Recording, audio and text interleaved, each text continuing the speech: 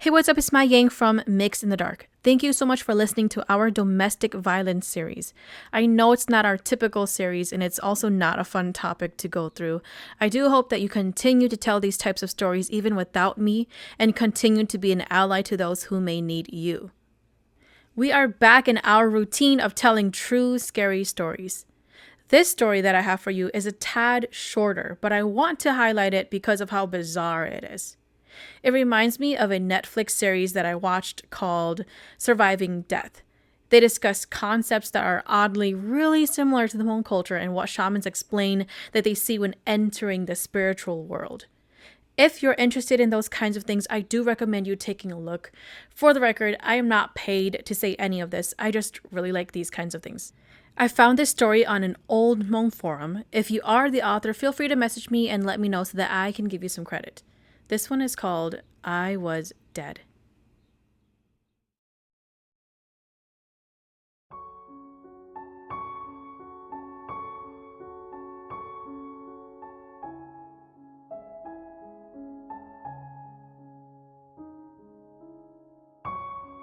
Have you ever heard about the Hmong lady who came back from her death experience and told a story of heaven and Jesus?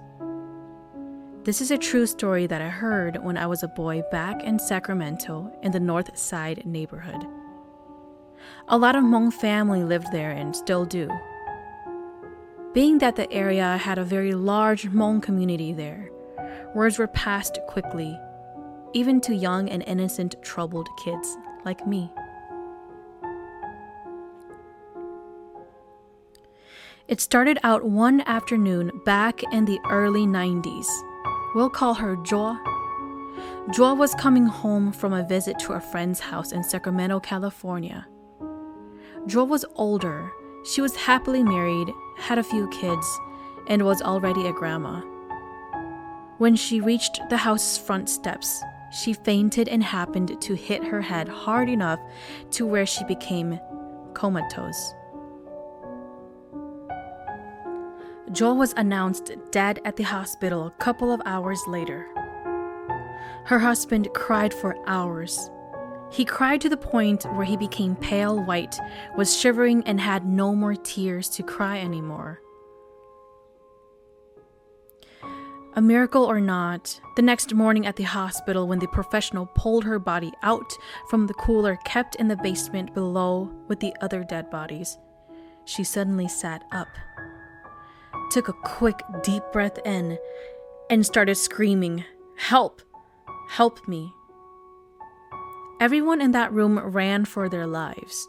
The doctor called her husband, and within a couple of minutes, all the relatives were at the hospital's waiting room. I'm not sure what happened after that part, so I'm going to skip to what I do know. The part when she was all better from it. She was walking, talking, and being normal as before. Jo was finally able to tell her story. Her story was this. When she got to her front yard, she felt cold and lightheaded all of a sudden. She tried to make it to the house so she could sit down and relax, but her body just shut down on her. She fell onto the ground. Moments later, she said she recalled being in the dark. Jo compared it to being locked up in a big dark closet where you couldn't see or feel anything. All she heard was people crying and calling her name over and over again. Then, she heard a familiar voice saying in Hmong, "Come on, hold my hand and come with me." Jo explained that she still couldn't see anyone, but she reached her arm up anyway.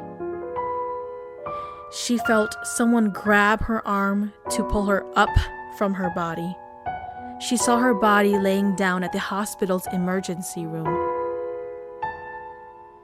Before she flew up to past the ceiling, she saw her body and all the doctors trying to help her out. Then, she saw the hospital roof, the entire city, the world, the clouds, and then finally heaven. It was just like how they showed it in most movies. When she reached the heaven's gate, she realized that the voice she heard and the hand that grabbed her hands was her old ex-boyfriend back in Laos. The door opened and they walked inside. It was like a giant courtroom, except everything was almost white all over. Joa then realized that she had just walked into her own court case in heaven. The case was that when she and her ex from Laos were young and still dating, they made the decision to be bounded to each other through an exchange of a drop of blood. In Hmong, we call this hon cha te, which literally translates to drinking the blood from your hands. If you are unfamiliar with this, it was a way for couples to keep a promise to each other. The couples will commit to a promise, drop both of their blood into one single cup of water, and drink it together to seal the promise. Usually the promise includes being together forever even after death.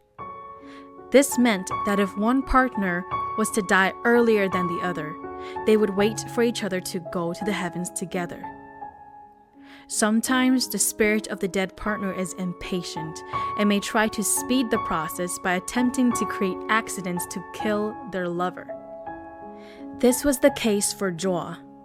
He had her blood, so when he passed, it became a record of proof to take her with him.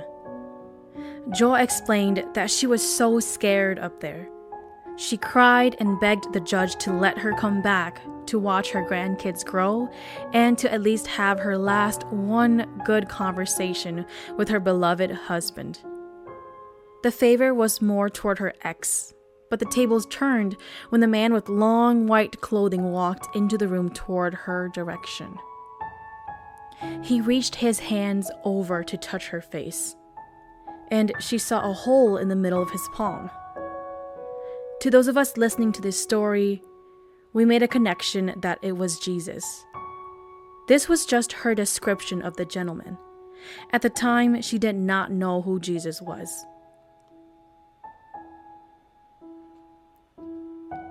In the Hmong language he spoke, "My daughter, you are a good person, and you were brought up here for the wrong reasons and the wrong time." She said that in that very moment, all of her fears suddenly faded away, and she knew that it was going to be all right. "I know you did not want to drink that blood with him, and you did not taste his blood. He forced you by cutting you with a bamboo stick and licked your blood from his fingertips." She said right there and then, it seemed as if he was in charge of the whole heavens because everybody in that courtroom that was yapping before was now silent. Then the man said, "He is to be punished and locked up in heaven's prison for 100 years before getting released to reincarnate." He then looked down as if staring at his own feet and said in a hurried tone, "I have to send you back now before it is too late." He grabbed her and threw her back down to earth from the sky above. She claimed to remember clearly falling back down so fast and thinking she might hit the ground, so she screamed for help. And that's when she slammed back into her body and snapped back into reality. I'm sure you've heard of other close-to-death experiences. Researchers and psychologists have looked into this and tried to explain these strange experiences. Some conclude that it is a chemical reaction in the brain.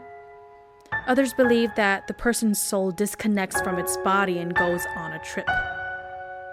Whether you choose to believe this story or not, it is entirely up to you. Thank you for listening to Mix in the Dark. I'm your host, Ma Ying. Mix in the Dark podcast is available on Buzzsprout, Spotify, Apple Podcasts, iHeartRadio, Pandora, YouTube, and Facebook. If you have any stories that you would like to share, please send it to mixinthedark@gmail.com.